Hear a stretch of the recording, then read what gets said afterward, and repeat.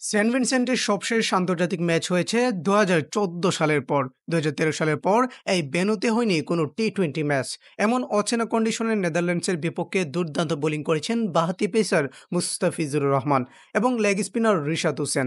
ESPN ক্রিকইনফোর match পরবর্তী অনুষ্ঠানে এই দুই বোলারের বোলিংকে অবিশ্বাস্য তকমা দিয়েছেন টাইগার ওপেনার তামিম ইকবাল।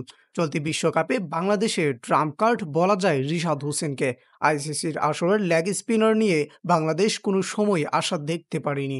এবার বিশ্বকাপের আগে রিশাদ ছিলেন অটো চয়েস। পারফরম্যান্সে প্রতি ম্যাচে রিশাদ প্রতিদান দিচ্ছে সেটার। শ্রীলঙ্কার বিপক্ষে ২২ রানে ৩ উইকেট, দক্ষিণ আফ্রিকার বিপক্ষে ৩২ রানে ১ উইকেটের পর গতকাল নেদারল্যান্ডসের ম্যাচে রিশাদের শিকার ৩৩ রানে ৩ উইকেট। ১৫তম ওভারে রিশাদ যদি জোড়া আঘাত না হানতেন অবলীলায় ম্যাচ চলে যেত নেদারল্যান্ডসের নিয়ন্ত্রণে। তামিম তাই কৃতিত্ব দিতে ভুললেন না রিশাদকে। ইএসপিএনের আলোচনায় তামিম বলেন, রিশাদের বোলিং অনেক ভালো লেগেছে। আমার মনে হয় তার তৃতীয় ওভার খেলাটাকে গড়িয়ে দিয়েছে। এর আগ পর্যন্ত বাংলাদেশ এবং নেদারল্যান্ডস একই জায়গায় ছিল। ১১১ রানে ৩ উইকেট ছিল নেদারল্যান্ডসের। সেখান থেকে কি হবে আপনি জানেন না। সেই ওভারটা অবিশ্বাস্য ছিল। তামিম প্রশংসা বাসিয়েছেন মুস্তাফিজকেও। ডেট ওভারে বাংলাদেশ বোলিং অ্যাটাক বড় ভরসার নাম মুস্তাফিজুর রহমান। এবার বিশ্বকাপে সেই কাজটাই করে যাচ্ছেন কাটার মাস্টার।